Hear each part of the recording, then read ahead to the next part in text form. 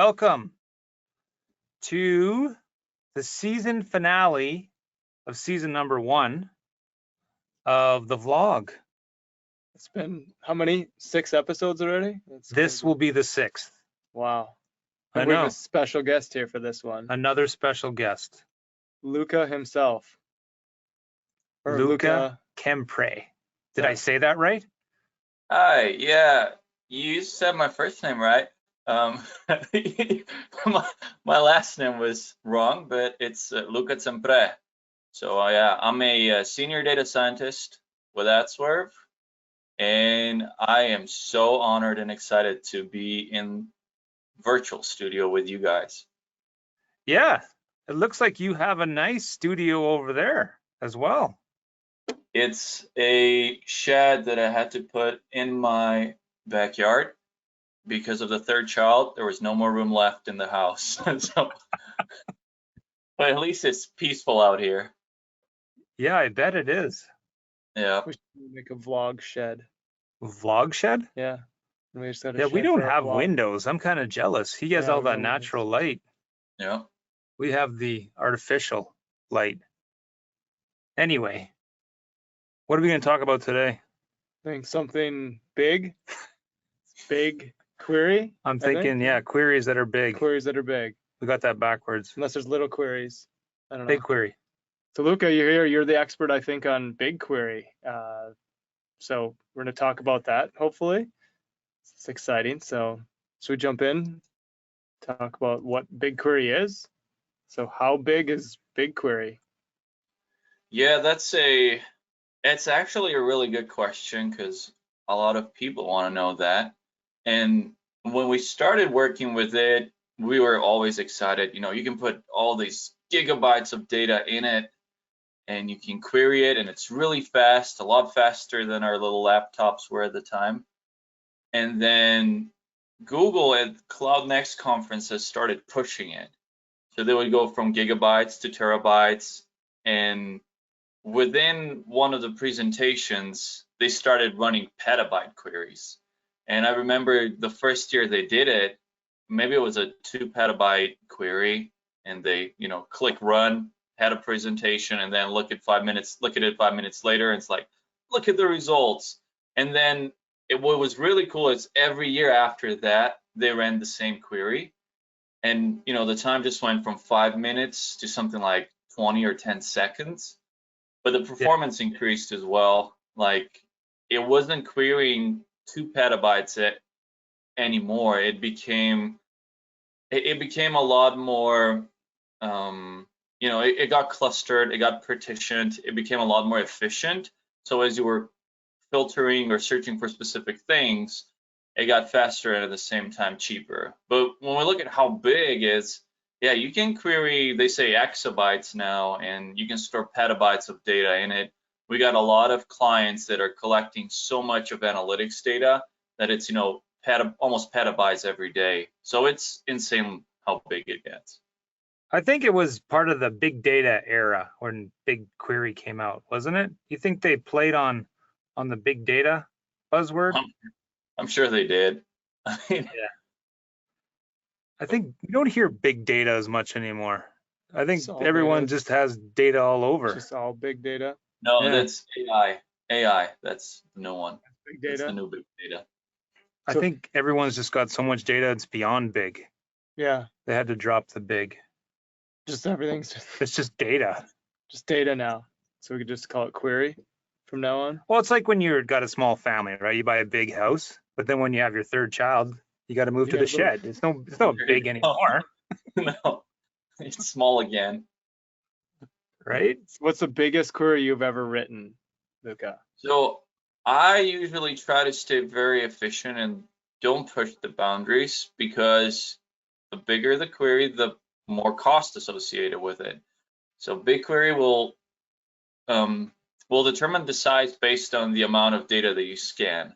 And then based on that, you also have to pay more. So for each terabyte you query, you'll pay $5. So I've done a few like $20, $30 queries that I was kind of forced into, but you always try to optimize to avoid those massive costs that can come with on-demand pricing. But we don't want to confuse complexity with size. You can have a Correct. complex query that Yeah, doesn't cost anything, but does a whole lot of analysis, but is only scanning small portion of your data, let's say. yeah, that's a really good point, because you can do all these joins and I don't know, procedures and all these complex calculations within your SQL, but you could only be scanning a couple, megabytes of data, or not even that. So in terms of cost and the amount of data scanned, it'll be small, but the query itself is large and complex in number of rows that it has. It could be 1,000 row SQL, but only scanning a small amount of data. So usually when people ask you how big your query is in BigQuery, they look at the amount of data scanned, and that's like you get a little notification about that in the top right corner. It's telling you your query is 5 gigabytes big, and then you also know how much you'll be paying for it. But yeah, you're right. It can be massive and complex in terms of number of rows in SQL, but maybe small in the way that BigQuery looks at how big it is. Cool. And so like for this, do I need to like set up my own instance, or how does this work? Like say I was going to load data into BigQuery, I just put data in there and it just automatically scales this based on what I query, or how does it work? Do I have to do anything? So that's another really nice feature of BigQuery. It's fully managed. So, a lot of times we get clients or anyone who starts working with it that is scared of the infrastructure that's behind it. Like, do I have to deploy a certain amount of servers?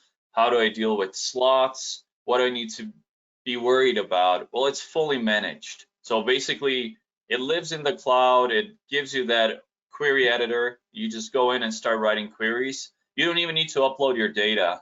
There's a lot of public data available that you can go and start doing research. Like you got a lot of historical weather data, or you got taxi data from New York, or you got COVID data. So if you ever want to go and just start writing queries, test it out, there's really no setup needed.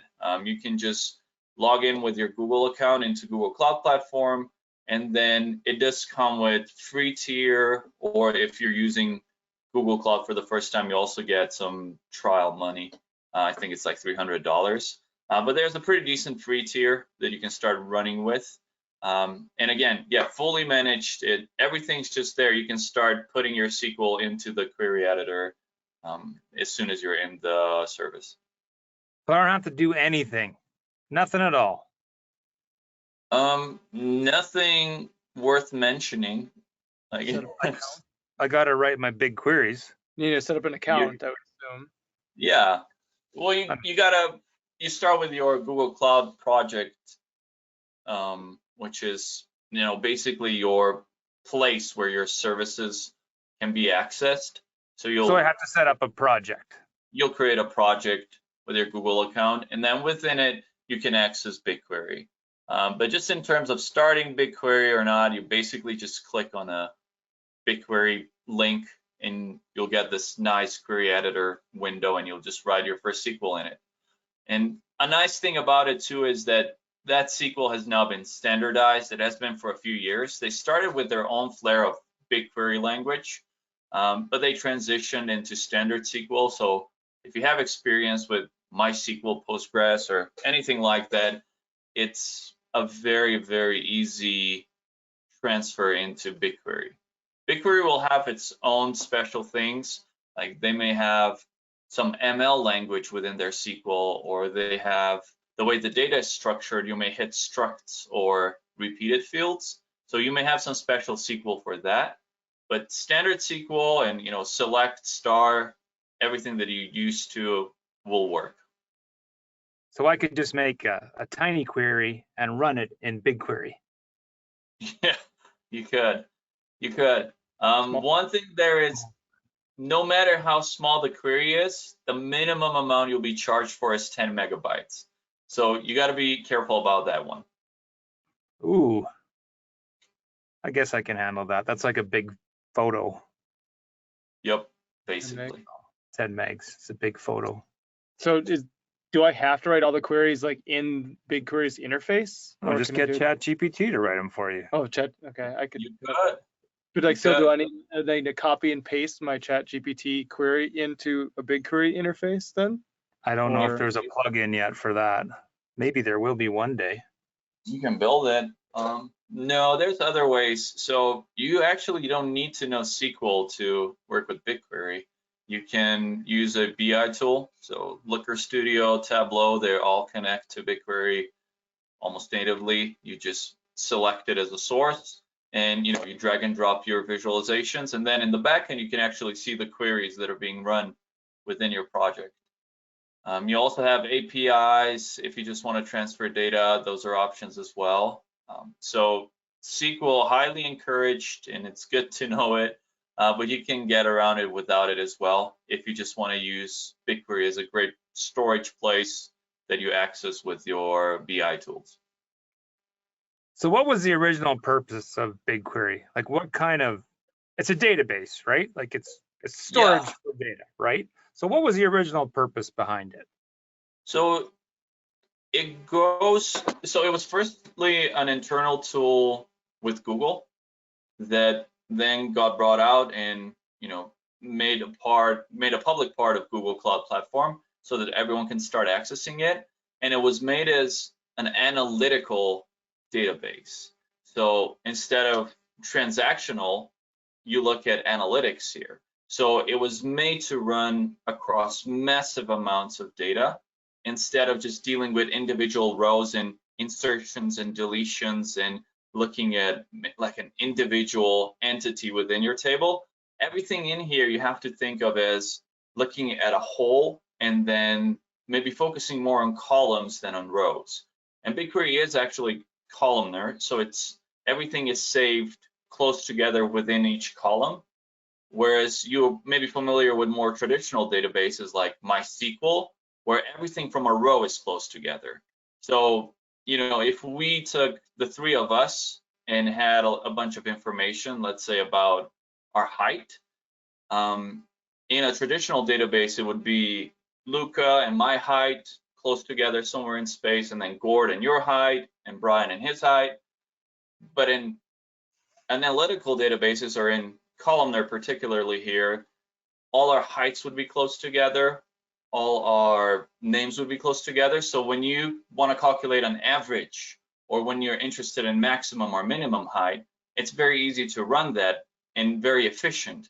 So you would only be paying to scan data like we were talking about earlier, and and pay in terms of dollars and time to just access that column and then calculate an average across of it. You don't have to scan every single row, you just grab that one column. So that's kind of how analytical database and BigQuery works. It was, again, made for big analytical calculations. It will not be good for small transactional. It will do its job, but it was not built for that. And like you wouldn't use it for a back end for an app on your phone or something where you need very fast in and out access. No, and it usually also has like that 1 or 2 second delay to get you an answer. So it works insanely fast. You'll write a 10 gigabyte query and you'll get a response back in 3 seconds. But you'll write a 10 megabyte query and you'll get a response back in 2 seconds. So it's always that a little bit of delay, spin everything up, start running queries. And again, it's made for columns, and usually when you have an application, you'll want to access a row. So when Gord logs in, we want to see your data, your information. Whereas here, it's analytical database, and for example, Google Analytics has an export into it. So we want to know average time on site more than we want to know information about individuals. Gotcha. What's one of your favorite features of BigQuery compared to other databases? Yeah, so there's quite a few. The one that I would mention is probably ML. BigQuery ML is in the lifetime of BigQuery. It's something that's pretty recent, but it's been around for quite a few years now. But it keeps getting upgraded, and we keep getting new and new algorithms and new ways of using it. So what it does is you basically can write your own machine learning models using just SQL. So you can say, we can go back to our heights and all that. So let's say you want to predict what someone's weight is based on their height, and you want to write a model for that. So you could simply go, select weight, height, and then you would wrap that into a regression model, like a linear regression model. So it's very quick and efficient to write the models. And then when you get new data, you can also write batch predictions using that model. What would you have to do if you didn't have the capability to run the models within SQL? Like, why is that such a great feature? It speeds up the development time. It allows you to, I've used it a lot for just proof of concept. It's like, you have this data, this is what you can do, give me 15 minutes and I'll show you how useful it can be. If you did not have that, you would probably have to find a way to connect to BigQuery, probably through an API. You would have to have your own environment for machine learning algorithms. So you would likely have a Python notebook locally, and then data processing is a big thing too, right? So when you write and train the model, everything's in the cloud, and BigQuery, again, that fully managed piece is taking care of deploying machines and slots that will calculate and train this model for you as quickly as possible, versus you trying to run something on your local machine or someplace else could be a lot more complex and take more time. So things can move very quickly. Nice. And it's just SQL only too. You don't need to know like Python and other things. Like it's just like, Oh, that's a good one, yeah. so other Who doesn't languages. know Python? I guess everybody knows. Yeah. Is that the most popular language now? It has been for a while, but if you look at, I don't know what you call those, the column charts that constantly change over time. I mean, Python wasn't always there, and it'll get knocked off again one day by something. I don't know what it is. They all change, right? Any It's like over predictions? time, yeah. Who will knock Python off the top, Luka? Ooh. I've heard Rust being a contender, but I'm not sure. Yeah. JavaScript. JavaScript is up there. That's always one that actually is questionable when that one will go away, because it's like 3 things in the browser. It's like JavaScript, HTML, and CSS. It's like still, that's all they read, I believe. It's like always there, yeah. So we'll see if it goes, right. Okay, I'm going to try and summarize BigQuery. BigQuery, all right. So I've got a laptop. I'm going to go to Google Cloud. I'm going to start a project. I've got my Google account. I'm going to sign in or create an account. Then I'm going to create a Google project. And then I'm going to, once my project is done, I assume it's part of Google Cloud. So I go to the BigQuery section, and then I can start writing a query, tiny, small, big, whatever, against the data that's already there for free. Yep. And then I could run a machine model, learning model against that data. You could train a machine learning model against that data. Yep. And all in like the same window on my browser. Correct. Yeah. Wow. It's pretty powerful. I mean, think back 10 years ago if someone asked you to do that. Oh yeah, it's very powerful. It actually helped me look at baby names when we were naming our kid. I literally used the natality data set. Yeah, the public data set, and looked at what were more popular names over the course of time, and I used like a Data Studio report, or now Looker Studio. Yeah, it was kind of fun. And then we came to the same name. You named your dog the same name as my kid, so well, I don't know how you use the same thing. It's all good. I tried. I was against it, but it's all good. We came to the same conclusion, whether using BigQuery or just our brains. Yeah. So what would be the reason to use BigQuery or not use BigQuery? Like, what would be hesitations of? Or no, what do most clients use BigQuery for? Or what do they most use it for? Or yeah. Anyways, either way, hesitations. Yeah. So why would you not use BigQuery because of all the benefits? Yeah, definitely the most used is for anything analytical, like I said. And then why you would not use it is like an example that Gord was giving earlier, where it's a transactional database where you may just be looking for a small database for your app, where you don't need something analytical. You're doing a lot of transactions, a lot of updates, reads, writes on individual rows. Interestingly, a lot of the times you may still want to have BigQuery in parallel to do that analytical jobs, and then at the end of the day, maybe run some statistics of your audience. But the slide, hesitations, these are the things that even though people want to use BigQuery or see the benefits of it, there are things that may be holding them back. And we've touched on quite a few already. And I mentioned 3 here. So the first one would be cost. Will BigQuery be expensive? You can start, as we mentioned, with a sandbox. There's a certain amount of data that you can store in BigQuery for free. And there's, I believe that's 10 gigabytes. And then you're also able to run a terabyte of queries per month.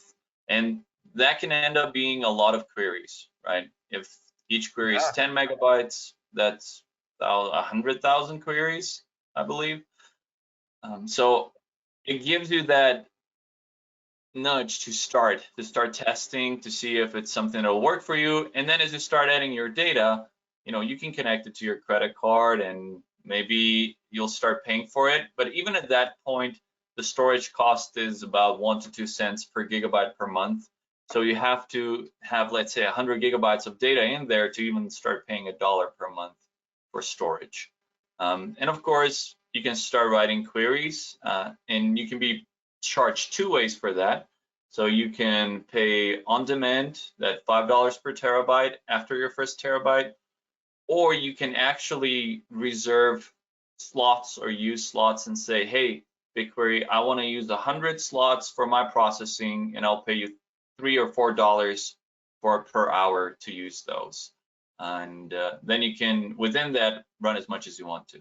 So with the second option, you can actually reserve slots. And those are, you can think of them as little virtual machines that are running the query for you. And you can say, I want to reserve 100 slots at $4 an hour. And within that time period, you can run as many queries as you want to, as long as the 100 slots are capable of handling them. You can do that on a longer basis as well. If you do it annually or for 3 years, you'll get certain types of discounts. But as you start getting bigger and bigger and running more queries, on demand may seem scary. You may accidentally start running queries that are too big. You can simply switch to what will now be called editions and basically have a fixed amount of slots reserved, fixed cost per month, and then within that, within your pool of slots, you can be running as many queries as you want. So you just basically rent computers to run queries. There you go. Yes. Yeah. Without having to carry them downstairs and plug them in and all that. Fully managed. Remember? Fully managed. Fully managed. Fully managed, and it auto scales too. So you can say I want up to 500, but in case I'm not running anything, don't charge me at all. Wow, that's nice. Yep. Pretty cool. So next one, let's see, complexity. So this one touches a little bit of imports as well. So connecting BigQuery, and the export schema in this case is talking about the Google Analytics. As we try to start writing queries and get data into BigQuery, you may notice that it can be a lot simpler than what you thought. So Gord already went over how quickly you can start writing your queries and using public data sets. But if you are using a Google product, it's very possible that it'll have an export to BigQuery. So for example, your YouTube channel's analytics may have an export to BigQuery. Google Analytics 4 now, that's a massive upgrade from Universal Analytics. Even a free version will have an export capabilities to BigQuery. So as you start collecting Google Analytics data for your website, You just turn on the export, and in real time, basically, you'll be seeing those hits within BigQuery as well. Go ahead. Yeah, I know, like BigQuery also offers some data transfers from Google Ads and from Search Ads 360. All that data, like you said, from Google products, it's quite easily pumped into BigQuery. Another new one was the Google Search Console bulk export. Easy to configure, and it dumps your data right to BigQuery, ready to analyze. So do you Yeah, just or do you just like let it just automatically goes? You configure it, you point it to your BigQuery project or your Google Cloud project, and you give it the folder or the data set. It's called the data set in BigQuery, and you say put my Google Search Console data there, and every day it goes there. Cool.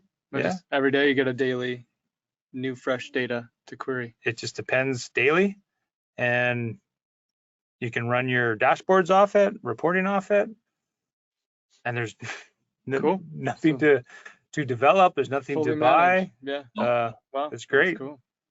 The one that I've seen underutilized, but I've had the privilege to work in, is Workspace. So Google G Suite, or now called Workspace, where companies have their Gmail account, Google Voice, and so on, all in one place. That data can be exported as well. So for example, I've worked with a company that has a lot of agents on the calls, and we were able to build a dashboard off of that by just seeing how many incoming Google Voice calls they get, how many messages they send out, how many outgoing, what's the length of each call. So basically built like a call center stats, which is that simple, one-click export into BigQuery, and data just keeps coming in. And on top of that, there are also integrations now with other clouds. So Google makes it easy to bring data in, maybe not as easy to get it out, but if you have data in AWS S3, there's also just select your bucket and we'll start importing your data. And BigQuery actually pushed cross-cloud now as well, where you can run BigQuery basically within AWS with BigQuery Omni. Cool. That's really cool. You said Omni, yep.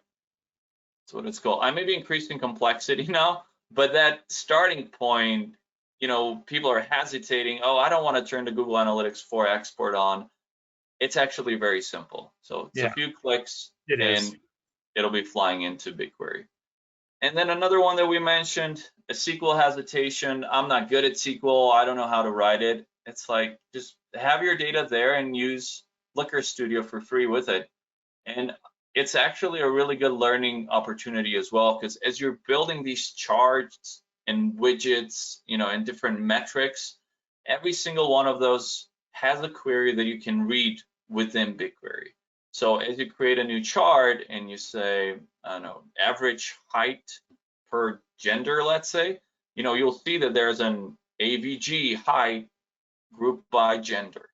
So it's pretty awesome. It's easy to start using it.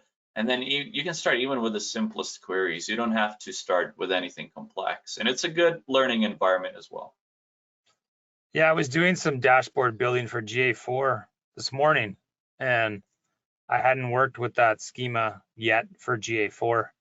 And you're right, you just drag that stuff on, it creates a chart for you, you can run it, and then you drag your dimension on, drag your metric on, and you can slice and dice, so to speak, and really get a look at what that schema offers.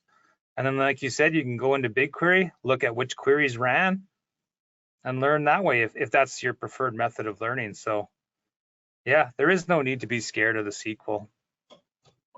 And it also generates queries on its own just by, you pick a table that the data is stored in and go query table, and it writes the skeleton query for you. And then it auto completes column names.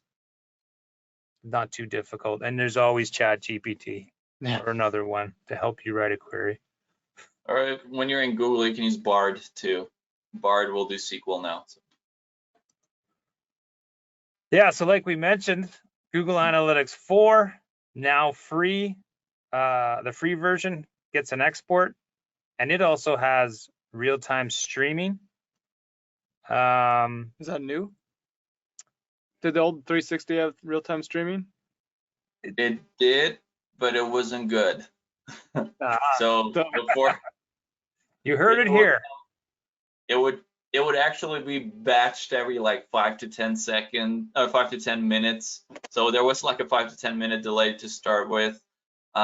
Because every row was a session, you never knew when a session was done with hits, right? So they would have to resend a session and resend it when it had another hit. So you would end with tables that were 10, 20 times bigger than the actual daily export because everything was duplicated and triplicated and templicated.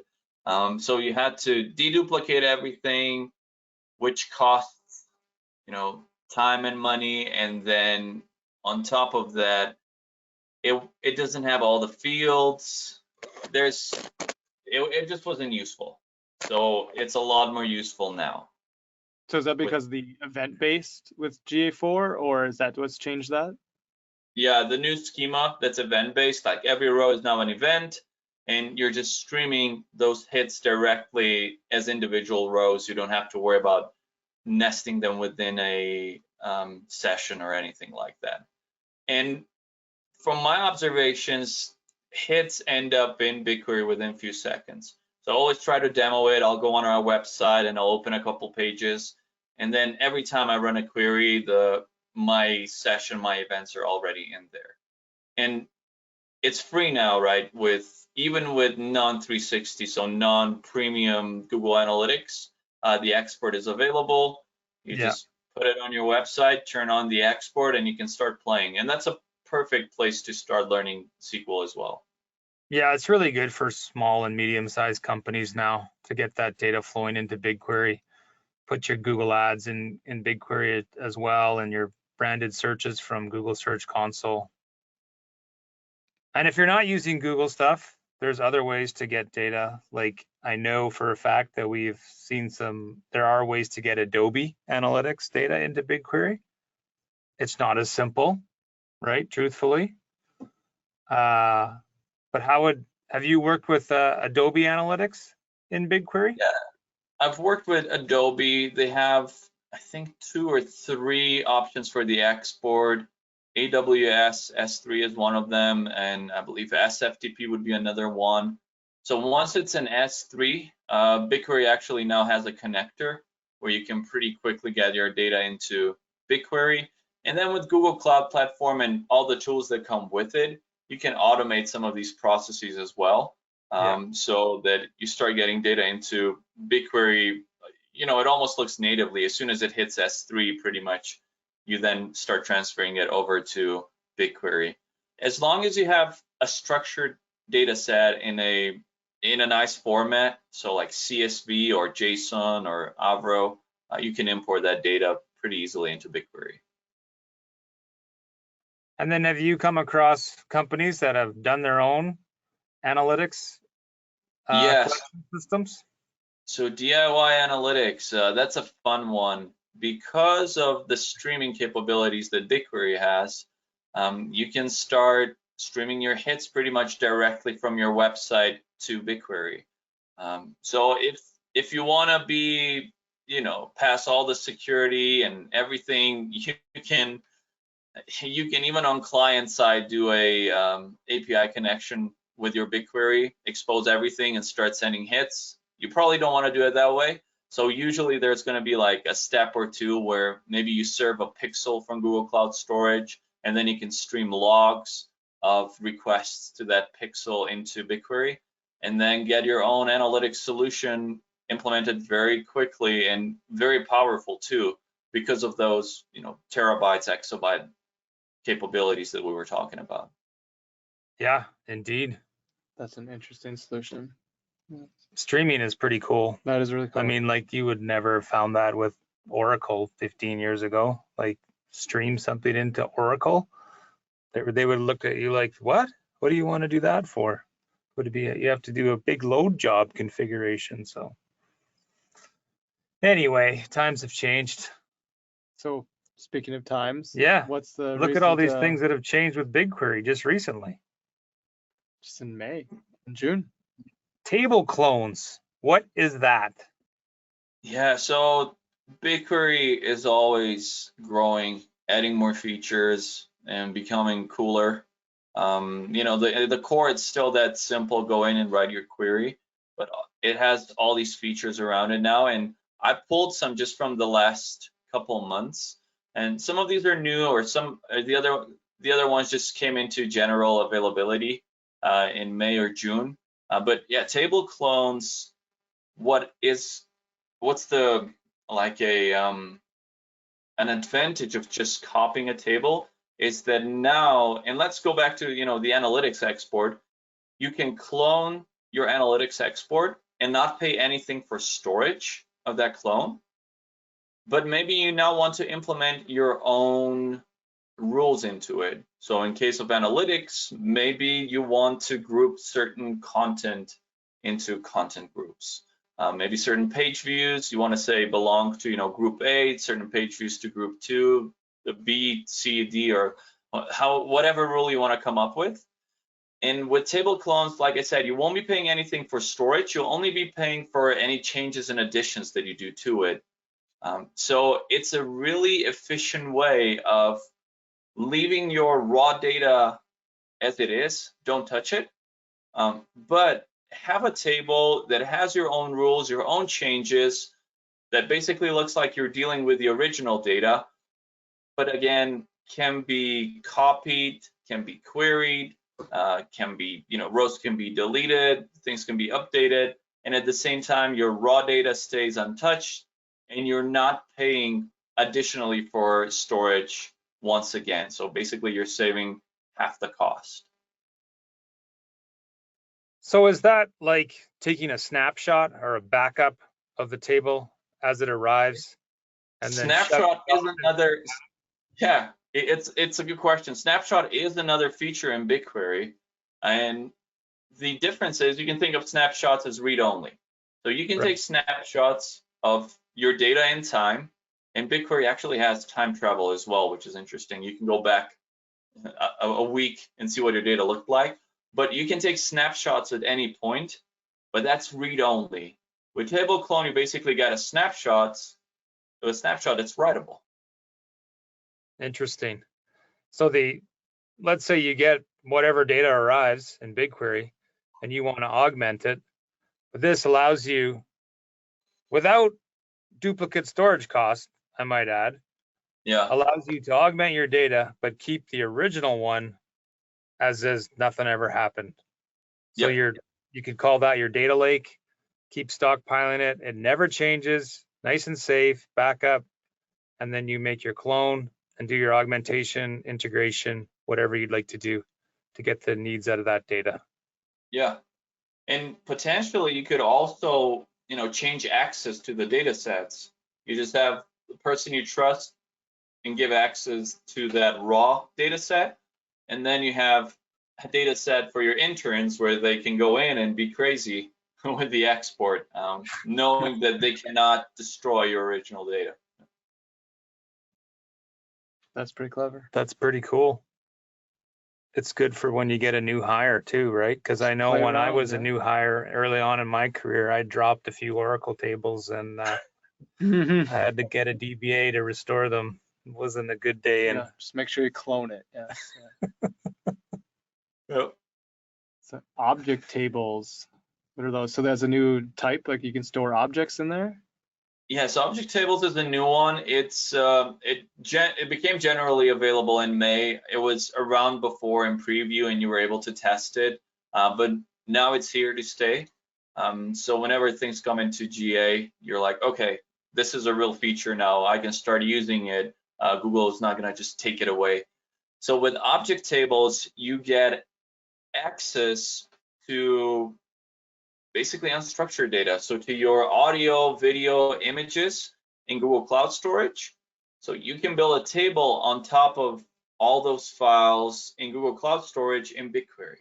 And then you can actually run some functions on top of those. So you can use BQML, for example, to annotate your images that are in Google Cloud Storage using BigQuery SQL, and those images would be referenced in that object table. Or for an object table, you can query it and then run external functions on it. So BigQuery allows you to connect to external functions, and you can just say to each external function, oh, these are the pictures that we want to resize or something like that. And because you may have information about your whatever your entity is, you can do a lot of different modifications, changes, just using object tables instead of going into using more traditional ways of accessing Google Cloud Storage. So you can do that all in SQL. You can All in change, SQL. augment a bunch of images or video files or analyze them all within SQL. Basically, yes. So for some of them, you may want to call an external function, but Yeah. SQL will call an external function. And Google keeps adding to BQML. So like I said, annotations, some of that generative AI and all this new stuff is coming in where you can now reference images as well and like run all these new models on them. Cool. Yeah. So I have next, I mentioned generative AI. So even the language models are coming in as well. So not just images, language as well. So if you have maybe a table with a bunch of questions for from your users, you can actually run BQML and generative AI on it, get answers to it, and just email them without ever looking at what they actually asked you. Just whatever Google's technology, however they would answer those questions. So that's coming into BigQuery. There's a differential privacy queries now as well, which allows you to obscure the data that you're sharing. So maybe you have certain analytics data that you want to share, but you don't want to share it precisely. And maybe if they ask you for it 2 different times, they would be able to see what changed and for how much it changed. So differential privacy allows you to introduce a little bit of noise into the outputs of your queries before you share them to make sure that there's nothing exposed in terms of privacy. They keep adding table storage metadata is another cool one. So it's generally available now. So for each table, you can see how much storage it's taking within BigQuery from different lenses. And I'll touch some of those later as well. But you can look at physical storage, you can look at logical storage, you can look at time travel storage. But that's been added as a part of information schema. Query execution graph is something that people have been familiar with, but it's not been generally available. But now when you run a query, you can actually look at how things are developing, which stage your query is in, and how it came from, maybe your very complex query to the final result. And if it's taking a long time or if something's not working as expected, you can go back, and it's a really, really good way to debug it. And then, yep, data form finally became generally available as well early this month, which is that on a project. It's very, very, very nice for as your data. Like we were using it as data arrived in the source table, let's call it the first table, the data lake type table. And then we wanted to make some changes to it. It just as soon as it lands, sends out the trigger and does the whole rest of the pipeline. Changes added, integrates your data with other data sources, runs the queries, produces an output table, overwrites it every day, and then that's connected to your dashboard. So really good performance on your dashboard. Obviously very useful and accurate information in that table that it's connected to. And it answers a question that I got asked a lot too, is like, we keep doing updates to our queries. Is there any sort of versioning? Well, data form allows you to basically be a Git for your queries. Yeah, exactly. Yeah. That's lots of stuff for a couple months, I would say.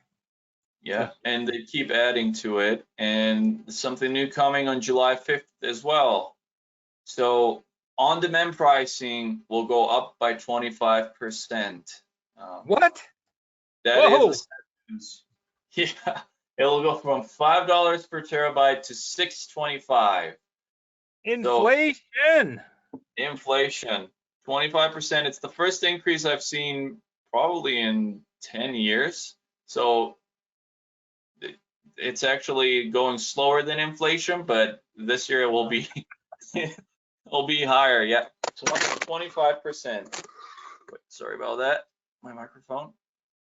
But with that, they are introducing a couple other things. So one is editions, and that has to do with how you can reserve those slots that I was mentioning earlier, that you can say, I'll be using, I don't know, 100, 200 slots, and then just pay for that, pay for time instead of the amount of data that you process, and fit your queries within that time or within that edition frame of slots that you have. And big update there is that auto scaling is available. So if you're not using them, they can still scale to 0 and you won't be paying anything. And if you want to reserve them over a year or 3 years, you'll get, I believe, 20 and 40% discounts on those as well.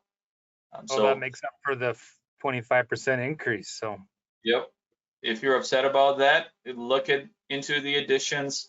I usually say, don't look at them unless you're spending about $3,000 a month.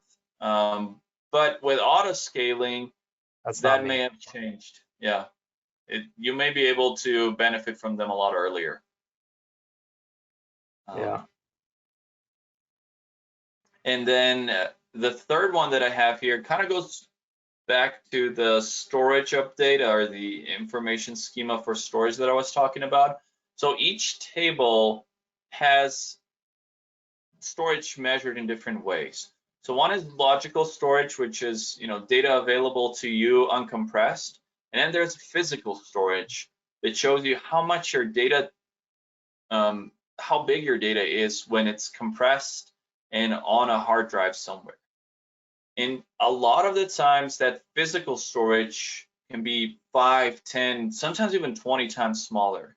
So I deal a lot with analytics data, and when you have a column over 10 million rows that just says is it desktop or mobile, you can compress that a lot. It doesn't, you don't have to use a full word with all the letters every row. You can just use one byte, just a true or false. Is it a desktop or a mobile device? So you can get those numbers a lot smaller. So for Google Analytics, I've been observing physical storage about 10, 15 times smaller than logical storage.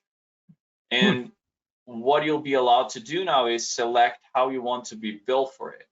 So you'll say, I want to be billed for logical storage at 1 to 2 cents per month, or I want to be billed for physical storage at 2 to 4 cents per month. So if your physical storage is less than half of your logical, it starts making a lot of sense to switch. And that's another way for you to potentially save money if you're upset like Gord about the on-demand pricing. I'm upset about all inflation, even no matter what the rate is. Yeah, everything should be paid in gold. That's right. That's right. But yes, so be careful about July 5th. You may be watching this in the future and it has already happened. You can let us know if people are upset in the comments. Yes. Take note, July 5th. Yep. For now, we're just warning you that you may see a change in your bill. Okay, so hypothetical situation. People don't look at it till fall time. It's getting closer to winter. They're really upset with the price increases. What could they potentially do to keep their organizations running? Any guesses? It's right on the screen. Yeah, it would be snowing in the fall, Well, at least here. They could switch to another database. Is this another? They could. Is this another BigQuery? Snowflake is, I don't know if it's as big as BigQuery, but it's pretty big. I mean, the greatest investor in the world invested in here. So it's big. They're interested, or they've actually? Oh no, they put cash allocations in there. Okay. And they don't usually do that to tech. There's shy away tech from startups, yeah. unproven companies. So, but they were definitely attracted to Snowflake. Like Luka mentioned, it has the same concept of compute separated from storage. So it makes it really efficient to store data and then also run your queries on it. It's completely separate. They're completely segregated from each other.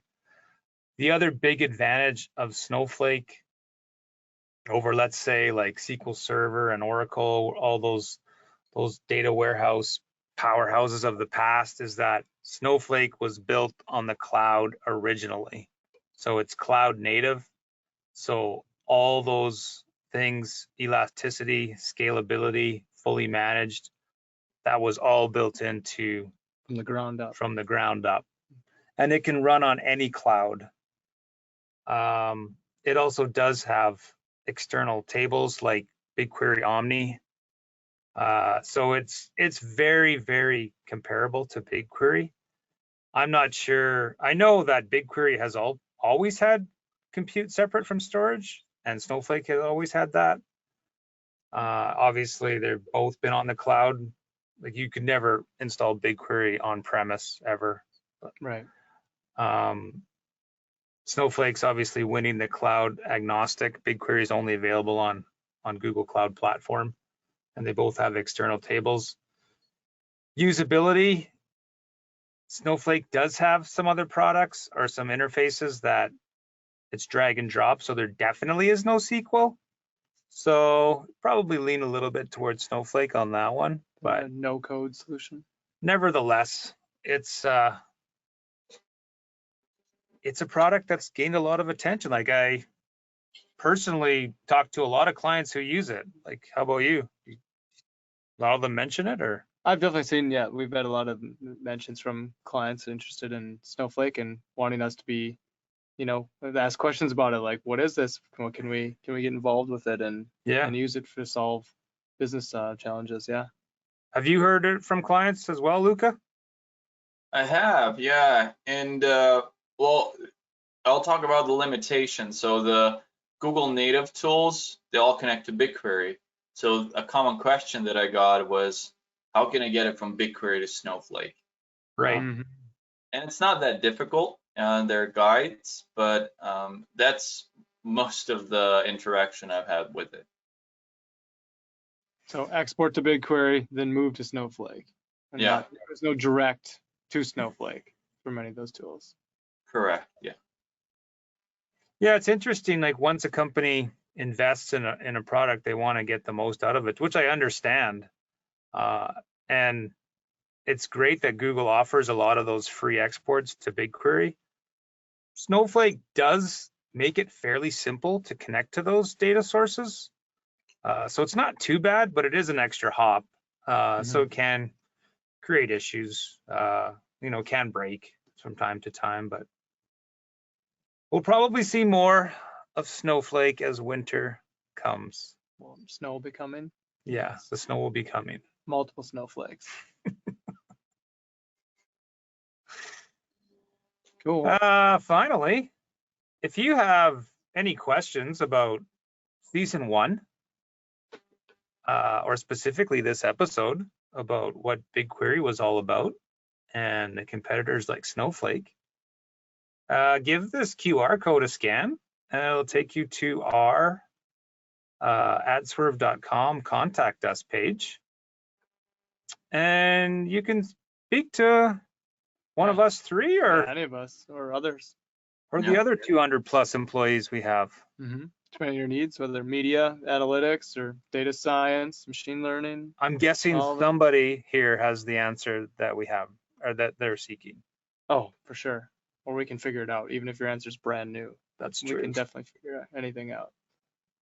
We can. Well, thank you, Luka, for joining us on the season finale. Yes, thank you, Luka. Thank you for the invite. And well, thanks, Brian, for co-hosting. Yeah, same to you. Thank you, Gord.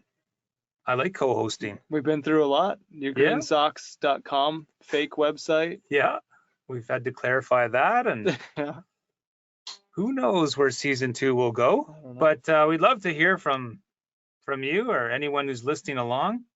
Any suggestions that you want us to talk about, find some experts on, research more into?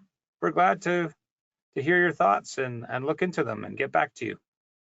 But until then, I guess we'll say goodbye Yep. Thank you all. and And see you later.